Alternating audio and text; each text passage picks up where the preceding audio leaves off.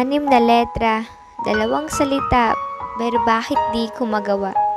Pinipilit ko ng paulit-ulit, pero sa puso ko, ito'y masakit. Bakit hindi ko mabitawan ang nakaraan, na alam ko namang hindi ko na mababalikan? Hindi ko na muling mauumpisahan, pero sariwa pa sa aking isipan at ang sakit ay hindi ko matakasan.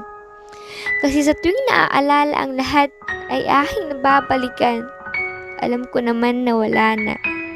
Na kapag wala na, ay wala na. Kapag tapos ay tapos na. At wala nang dahilan para isipin pa. At wala nang dahilan para balikan pa. Kasi nakakasakit lang ng sobra. Pilit akong gumagawa ng paraan para ang sakit ay malunasan. Pero bakit ang bagay na dapat kalimutan ay siya pang natatandaan?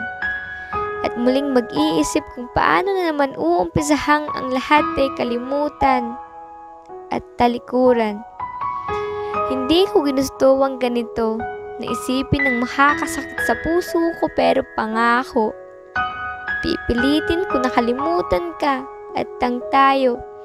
At iisipin na tayo lang ay pinagtagpo dahil sa isang plano na sa atin ay magpapabago. Sa dating meron tayo at sa ngayong meron tayo. Nagkasakitan man, pero may mga natutunan sa bawat araw na dumaraan.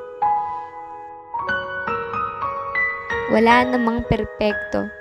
At ang mga bagay ay maaaring magbago at makapagpabago ng isang tao. Kaya siguro tayo ay pinagtagpo para matuto. Mahirap baguhin ang kinasanayan. Nung makita kitang nakangiti kapag ako'y nasisilayan, pero pipilitin kong baguhin ang nakaraan para sa kasalukuyan.